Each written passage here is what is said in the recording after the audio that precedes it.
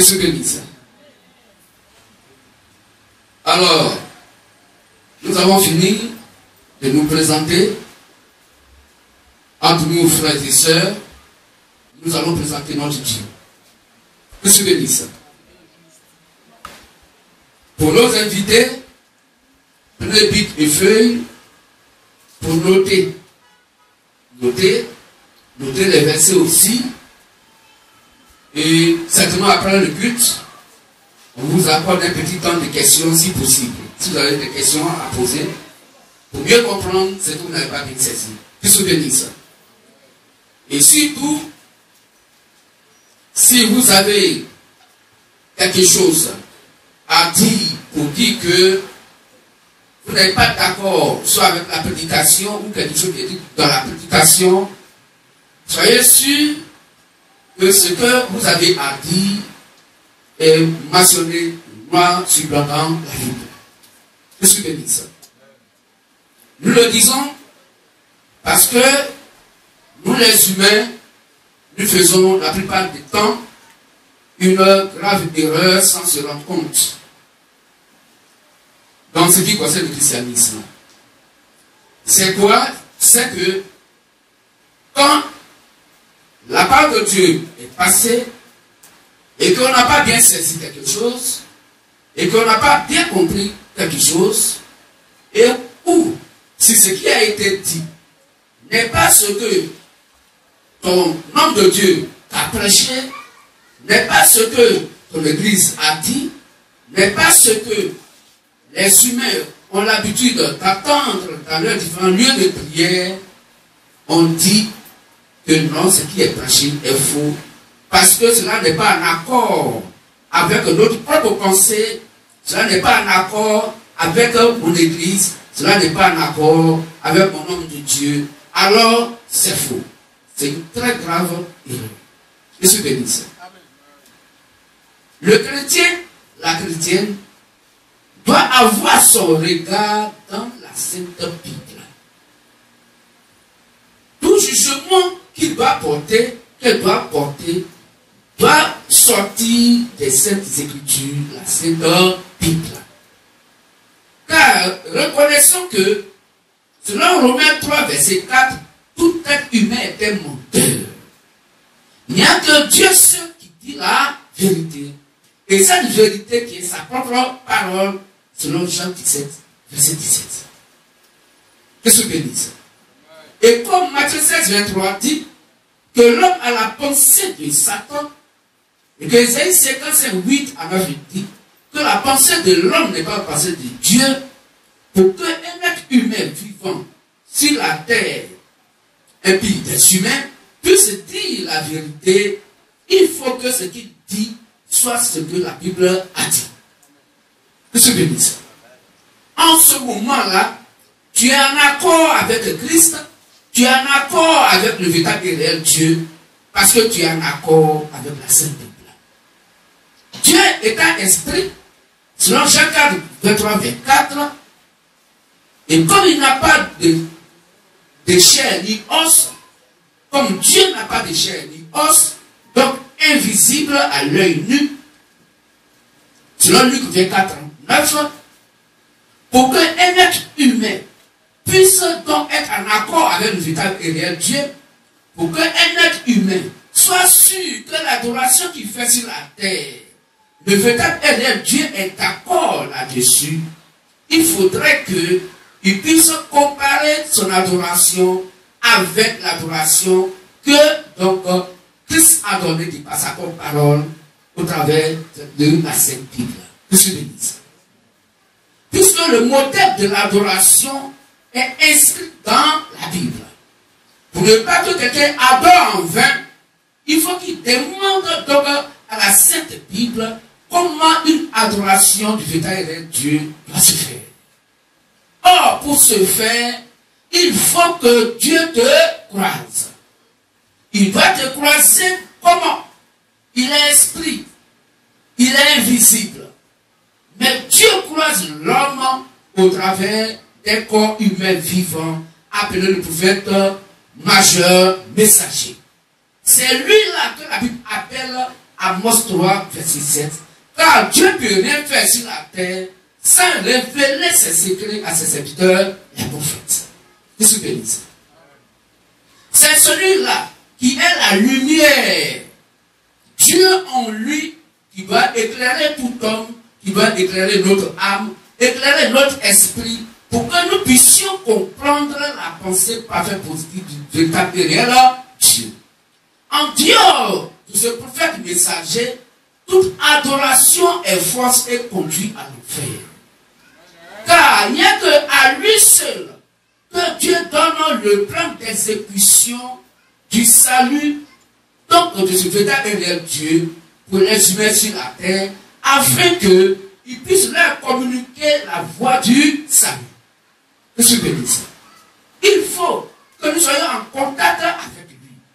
Frères et sœurs, nous sommes au dernier âge de l'Église des Nations, l'âge de la Odyssée, où le 7e et dernier prophète messager majeur, donc prophète majeur messager, William Marion Branham, a fini son travail et il est parti. Selon Apocalypse 1, verset 11, Dieu a envoyé 7 prophètes majeurs messagers. De Amos 3, verset 7, 2 Chroniques, donc vers 20, et Samuel 9, 9. Car en Israël, quand on voulait consulter Dieu, oui, il faut consulter Dieu. Il faut le consulter.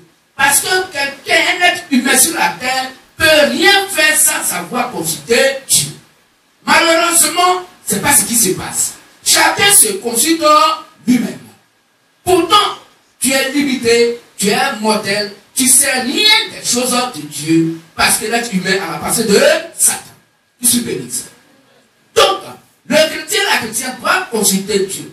Car tout ce que nous avons à faire sur la terre, tout doit être fait au nom du Seigneur Jésus, le Christ. Tout doit être fait selon la volonté parfaite du véritable et réel Dieu. Je suis béni. Donc, c'est cet homme-là, le prophète messager, qu'il faut croiser, celui-là qui est comme Samuel 9, 9. Car en Israël, quand on voulait consulter Dieu, on dit allons au voyant. Et c'est ce voyant qui est appelé le prophète majeur messager. Je suis béni. Comme Abraham était donc en son temps, le prophète majeur, donc messager de son époque, comme Paul l'était, comme Colomban, il est né jusqu'à Abraham, dans les 7 âges de l'Église des Nations. Je suis béni. Frères et sœurs, à cet âge de la Odyssée, le dernier âge du vrai christianisme sur la terre, il n'y a plus de prophète majeur messager. Le temps est déjà passé. Et le dernier qui est né en 1906, il est mort en 1965, notre frère bien-aimé, le plus frère William Marion. La Bible dit que c'était ces 7 prophètes messagers qui ont été envoyés depuis Paul à Branham. Aujourd'hui, Dieu est sur la terre, et puis des humains, attend que le Saint-Esprit Père pour réveiller le glorieux message prêché par William Marion Branham. Ce message endormi dans les cœurs des frères et sœurs de la lumière du soir, car la lumière du soir était donc le ministère que notre Dieu a donné, a confié à notre petit frère William Marion Branham.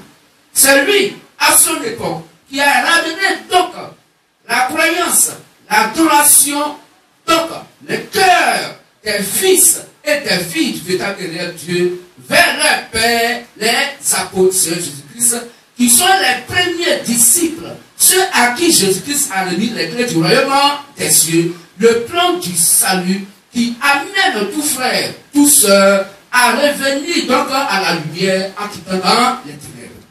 C'est leur évangile qui doit être dans notre cœur. C'est leur évangile qui fait de nous les fils et les filles du véritable et réel Dieu, qui nous ramène à notre Père, qui nous donne la joie de nous retrouver, car je suis venu chercher et sauver ce qui était perdu. Or, nous étions perdus par les fausses adorations, nous étions perdus de par nos propres pensées humaines, nous étions perdus à cause de la désobéissance d'Adam et Ève, car tous ont péché, et tous donc ont péché et privés de la gloire du véritable Dieu. Car les parents ont mangé les raisins verts et les dents des enfants sont pourris à casser. Je suis béni ça. Les parents ont péché et l'iniquité des pères s'est répartie sur les enfants. Alors, frères et sœurs, nous étions tous condamnés par procuration pour aller à l'enfer, selon Romains 6:23, parce que la Bible nous dit clairement là que le salaire du péché, c'est la mort. Je suis béni.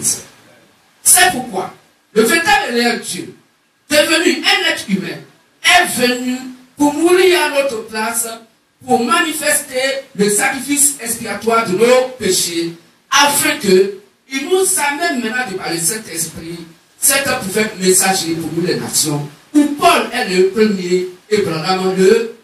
Je suis béni. Aujourd'hui, selon Matthieu 24, 36, la Bible est claire pour dire le Père lui-même est sur la terre des humains pour pouvoir réveiller le dernier message prêché par Branham. Et c'est à cette époque que nous sommes aujourd'hui, au temps de Laodicée, où nous, ministères de la voix de minuit, Matthieu 25, 6, nous réveillons ce glorieux message.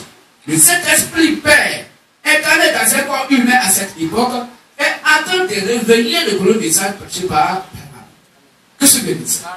Pour pouvoir donc séparer les 10 vierges des 5 folles et des 5 sages et faire l'enlèvement des 5 vierges sages. Que se bénisse.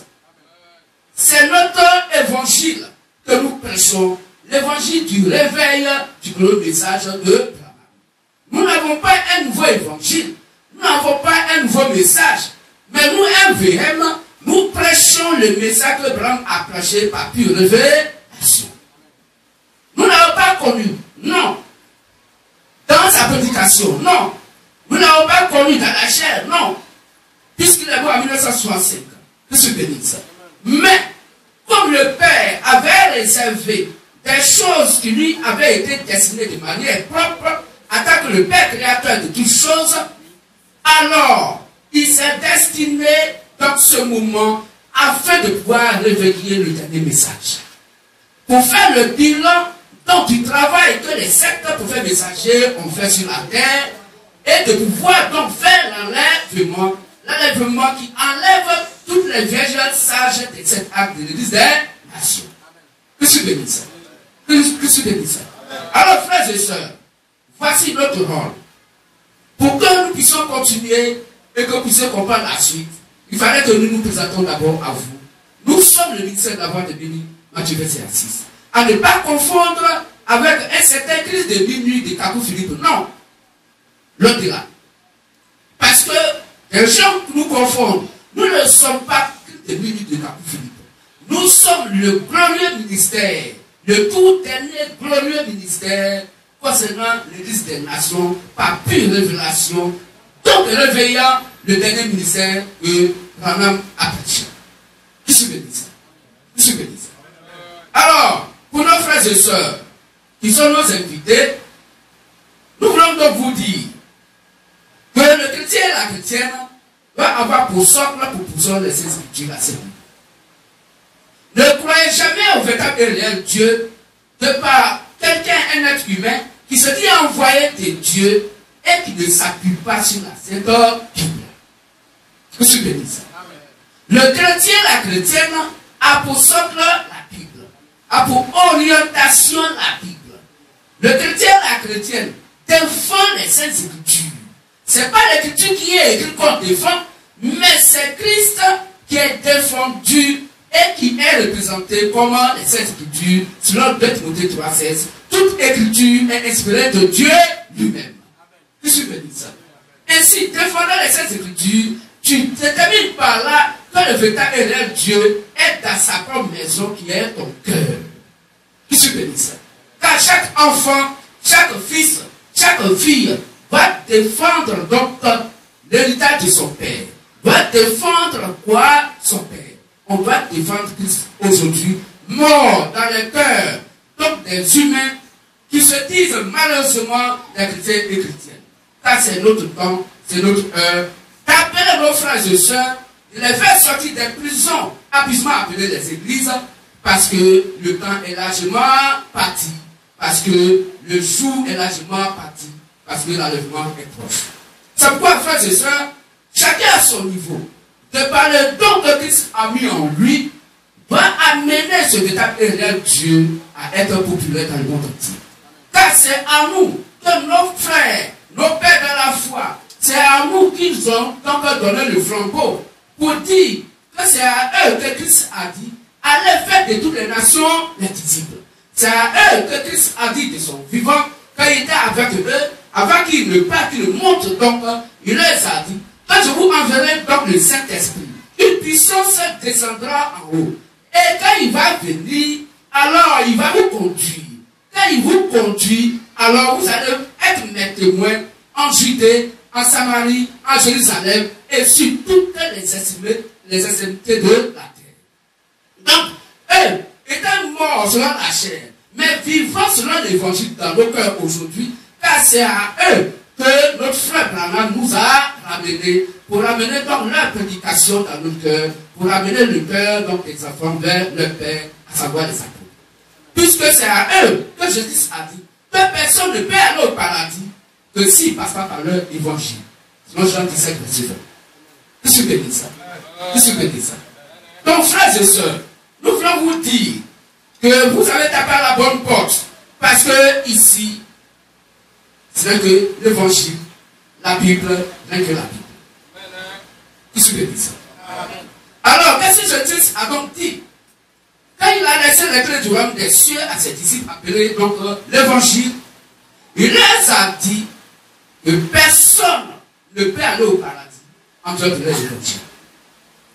Donc, si l'évangile que les apôtres ont prêché n'est pas l'évangile, quand vous asseyez dans vos lieux de prière, mon frère, ma soeur, tu n'as pas droit au paradis. Qu'est-ce que dit ça? Un antichrist sur la Bible, c'est toute personne qui est contre Christ. Or, Christ est sa propre parole. Et la parole de Dieu est inscrite dans la Sainte Bible.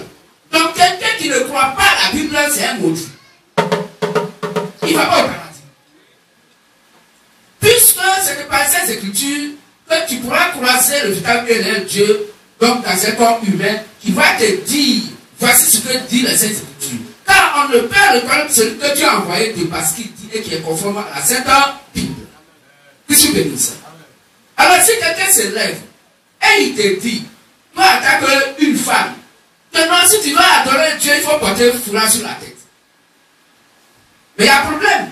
Il y a des fausses doctrines aujourd'hui que Satan a mis dans le monde. Une doctrine de foulard. Des femmes qui doivent forcément porter un morceau de pain sur sa tête pour que sa prière soit agréable à Dieu. Quel est le verset qui le dit? Il n'y en a pas. Il n'y en a pas. Il n'y en a pas. La Bible dit, la femme doit avoir la tête couverte. Elle ne doit pas avoir les cheveux coupés. Et si elle a les cheveux coupés, c'est comme si ses cheveux étaient rasés. Et ce n'est pas une bonne chose. Il faut qu'elle soit voilée. Mais qu'est-ce que Dieu, la Bible, appelle voile? Qu'est-ce que dit ça? Qu'est-ce qu'il a appelé voile? La Bible dit, dans 1 Corinthiens 11, à partir du verset 15, 14 et qu'on descend, la Bible dit, on peut lire ça pour nos frères et sœurs, que Dieu a donné la chevelure à la femme comment voile. Qu'est-ce que dit ça? Donc, frères et sœurs, si tu es dans un lieu d'adoration où la femme va donc mettre un morceau de pain sur la tête pour dire qu'elle est voilée, il faut sortir de là. Le Saint-Esprit n'y est pas. Puisque ça devient une doctrine. Tout seul est libre de pouvoir attacher ses cheveux si elle veut attacher. Elle est libre d'attacher ses cheveux si elle veut les attacher. Mais dire que pour venir prier dans un lieu de prière pour femme, il faut mettre un morceau de pain sur la tête, aucun verset biblique. C'est une fausse adoration. On peut lire, s'il vous plaît. 1 Corinthiens 11, à partir du verset 14. Oui. La nature elle-même ne vous enseigne-t-elle pas que c'est une honte pour l'homme de porter de longs cheveux, mais que c'est une gloire pour la femme d'en porter, parce que la chevelure lui a été donnée comme voile. Donc la Bible dit qu'un homme garçon, les garçons ne doivent pas avoir de longs cheveux. C'est la femme qui va avoir de longs cheveux. Vous suivez ça? Et la chevelure lui a été donnée comme voile. Ce n'est pas un morceau de paille. Vous suivez ça? Que je bénisse. Alors, frères et sœurs, si vous êtes dans des lieux de prière, où un homme de Dieu se met à la chair, et il a un chapeau sur la tête, et il vous prêche l'évangile, sortez. En tout cas, si votre âme vous coûte cher, sortez. Parce que ce que dit les Saintes Écritures. Il déshonore le Seigneur Jésus le Christ. Or, toute personne qui déshonore Jésus-Christ honore Satan. On va lire ça. 1 Corinthiens 11, 3 à 4. 1 Corinthiens 11, 3 à 4. Or, aujourd'hui, on voit des hommes de Dieu, des gens qui se disent hommes de Dieu. C'est oui, quand tu le regardes dans son comportement, dans sa manière de prier, tu sais que voici quelqu'un qui est engagé pour Dieu. Mais au moment où il est engagé pour Dieu, et on pense que l'engagement qu'il a pris dans sa sincérité, la manière dont vraiment il a pris, il prend la chose au sérieux, voici quelqu'un qui va amener des gens au paradis. Il a engagé non pour le véritable Dieu, mais il a engagé pour Satan sans le savoir. Pourquoi? Parce qu'il s'oppose à ce qui est écrit dans la Bible. Or, Dieu est esprit. Jacques 24, le même Dieu qui est esprit, il est saint. Donc Dieu est esprit et il est saint. Donc Dieu est saint et esprit. Donc Dieu est saint-esprit. Or, Dieu est la parole. Donc le Saint-Esprit, c'est la parole de Dieu. Monsieur Bénissa. Donc si quelqu'un s'oppose à ce qui est écrit noir sur blanc dans la Bible, il s'oppose au Saint-Esprit. Or, le Saint-Esprit, c'est Dieu lui-même. Il s'oppose à Dieu. Monsieur Bénissa. C'est que nous disons, nous ne disons pas pour verser quelqu'un, non. Mais la Bible dit que chacun doit dire la vérité à son frère, tel que c'est écrit noir sur blanc dans la Bible. Zacharie 8, verset 7. Donc si un homme est à la chair et qu'il te prêche la parole de Dieu, la tête couverte, il déshonore son chef qui est Jésus-Christ. Lecture. 1 Corinthiens 11, à partir du verset 3. Je veux cependant que vous sachiez que Christ est le chef de tout homme, que l'homme est le chef de la femme. Donc Christ est le chef de tout homme. Tout homme. Si tu es né de ton papa et ta maman et que tu es un homme, Christ est ton chef. Continue. Que l'homme est le chef de la femme. Donc l'homme est le chef de la femme. Et que Dieu est le chef de Christ. Et Dieu est le chef de Christ. Tout homme qui prie. Tout homme qui prie. Ou qui prophétise. Ou qui prophétise. Oh, la prophétie, c'est la parole prêchée. Car c'est elle qui a été prophétisée, car Christ est la prophétie. Que je bénisse. Vas-y. La tête couverte. Donc tout homme qui prie, ou qui prophétise, ou qui prophétise, la tête couverte fait quoi? Déshonore son chef. Il déshonore son chef. Oh, Christ est le chef de tout homme. Que je bénisse. Donc si tu es dans un lieu de prière, où il y a un homme à la chair qui a petit chapeau sur la tête, ou grand chapeau sur la tête, mon frère, ma soeur, il faut sortir. Cet esprit n'est pas là. Dieu n'est pas là. Le Dieu que tu cherches n'est pas là. Car Dieu fuit que quand ce qui est fait ou prêché n'a rien à voir avec sa propre parole. Il n'est pas là. Il n'exécute que sa propre parole. Que je bénisse. C'est pourquoi 1 Jean 4, avec le Seigneur à 4 dit, n'ayez pas foi en tout esprit. Or, l'esprit est Dieu. Or, Dieu est la parole. La parole qui est la prédication. Donc, on ne va pas avoir foi à toute prédication. Mais il faut éprouver ce qu'on te prêche avec les Saintes Écritures pour savoir que ce qu'on t'a prêché est exactement écrit noir sur blanc dans la Bible. Que je bénisse. Que je bénisse. Donc si tu vois quelqu'un qui est assis ou debout, qui dit il prie, et il a un chapeau sur la tête.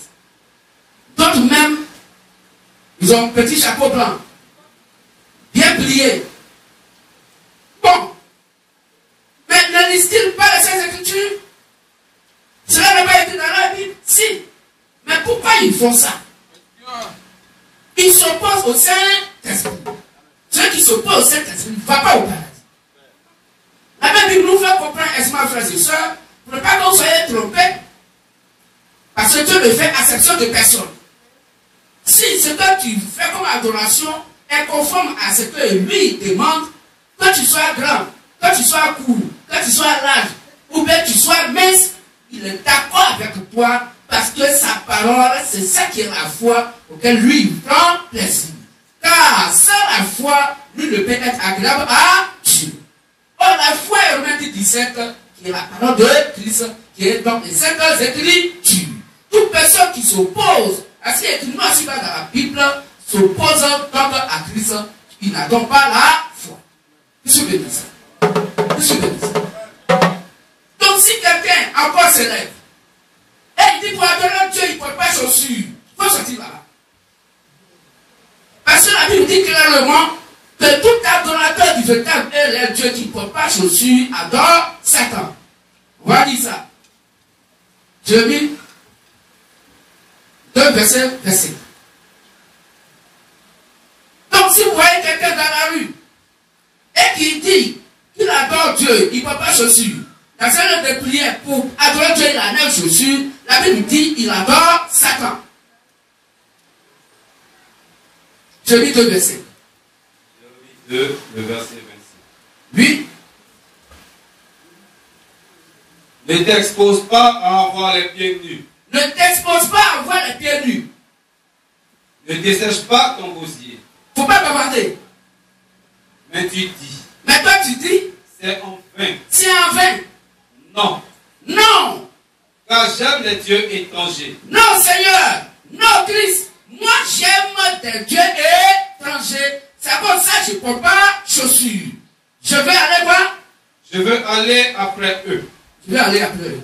Amen. Or le seul Dieu étranger, c'est Satan. Le seul Dieu étranger, pour ce qui concerne le paradis, c'est Satan. Satan ne va pas au paradis. Que je bénisse. C'est pas nous on dit, hein, c'est vos Bibles. Que je bénisse. Quand nous prenons 1 Corinthiens 14, 38, verset 33, 38, la Bible dit que la femme va écouter l'instruction en silence, avec une entière soumission. Amen. Et que la femme ne doit pas donc parler dans l'église, elle doit se taire. Que je bénisse. Alors les femmes qui viennent à la chair pour prêcher l'évangile, alors que la Bible dit qu'elles doivent demeurer dans le silence, quand elles prêchent, où est son silence? Que je bénisse. À ne pas confondre avec une femme qui fait partie du groupe des chants et qui chante pour avoir du véritable et réel Dieu dans une assemblée d'église. C'est différent. Dieu parle de la prédication. La femme, elle peut lire la Bible, mais venir à la chair, prêcher, pour se faire gardien des âmes, c'est interdit par le véritable et réel Dieu. Si vous nous posez la question, pourquoi vous dites ça? Demandez-lui. C'est pas nous on a dit. C'est écrit dans toutes les Bibles. Monsieur bénisse. Il dit, l'Apocalypse 2, 19, jusqu'au verset 20, on va lire aussi, que la femme ne va pas enseigner l'évangile. Mais les gens vont nous dire, mais il y a eu des prophétesses dans la Bible. Oui, il y a eu des prophétesses. Mais quel était leur rôle? Ce n'était pas la prédication. Une prophétesse, Dieu l'envoie pour qu'elle prophétise. Sur 1 Corinthiens 14. Pour révéler les secrets des cœurs. Mais quand elle a fait de prêcher la parole de Dieu, quel secret des cœurs elle revient? Parce qu'il n'y a pas secret des cœurs de quelqu'un de la Bible. Que je bénisse. Amen. Je vais livrer. Apocalypse 2, à partir du verset 19. Oui. Je connais tes œuvres, ton amour, ta foi, ton fidèle service, ta constance, et tes dernières œuvres plus nombreuses que les premières. Oui. Mais, ce que j'ai contre toi, Dieu dit ce que moi, Dieu, j'ai contre toi, cette église-là, c'est que tu laisses ta femme Jézabel. Tu laisses la femme, une pauvre femme Jézabel. Il se dit prophétesse. Elle se dit, Dieu n'a pas dit elle. Elle-même se dit prophétesse. Or, quand quelqu'un se dit, c'est quelqu'un qui va apprendre dans l'école pastorale, école d'information d'homme de Dieu, école de prophétie, après école d'homme de prophétesse. Elle se dit prophétesse parce qu'elle a appris au plan des humains et non de Dieu. Enseignez et séduis mes serviteurs. Elle enseigne pour séduire. Dans l'enseignement d'une femme, dans le christianisme, séduit. Oh, le séducteur s'appelle Satan. Le séducteur s'appelle Satan. Raison pour laquelle Dieu ne veut pas que la femme prêche, parce qu'en elle, il y a la capacité de la séduction. Amen. On va dire ça, continue frère. Prends 1 Timothée 2, 14 à 15 frère.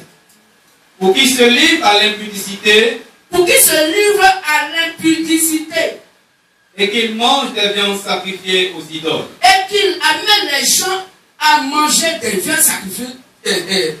Comment? Aux idoles. Sacrifiées aux idoles. Qu'est-ce que tu veux dire ça? Amen. Maintenant, savez, frères et sœurs, comment une prédication d'une prophétesse peut amener des gens à manger viande sacrifiée aux idoles? Qu'est-ce que tu veux dire ça? Amen. Qu'est-ce que tu veux dire ça? Amen. Qu'est-ce que la Bible appelle viande sacrifiée aux idoles? Oh, Satan est une idole muette. Et la viande, c'est la parole de Dieu selon Matthieu 4, 4. Car l'homme ne se nourrit pas de pain seulement, mais de toute la parole qui sort de la bouche de Dieu. Qu'est-ce que veut dire ça? Donc une femme, sa prédication amène les gens à voir la fausse adoration, adorer Satan sans le savoir. C'est ça la séduction. Elle va te faire croire que vous adorez le véritable Dieu, pourtant elle vous fait adorer Satan sans le savoir. C'est ça la séduction. La séduction s'appelle donc la tromperie. Or la tromperie s'appelle le mensonge. Qu'est-ce que tu veux dire ça? Qu'est-ce que tu veux dire ça? Tu peux dire chez toi? 1 Timothée 2, versets 14 à 15. Et ce n'est pas Adam qui a été séduit. C'est pas Adam qui a été séduit. C'est la femme. C'est la femme Qui, séduite, s'est rendue coupable de transgression. s'est rendue coupable de transgression. Elle sera néanmoins sauvée en devenant mère. Si elle persévère avec modestie dans la foi, dans la charité et dans la sainteté.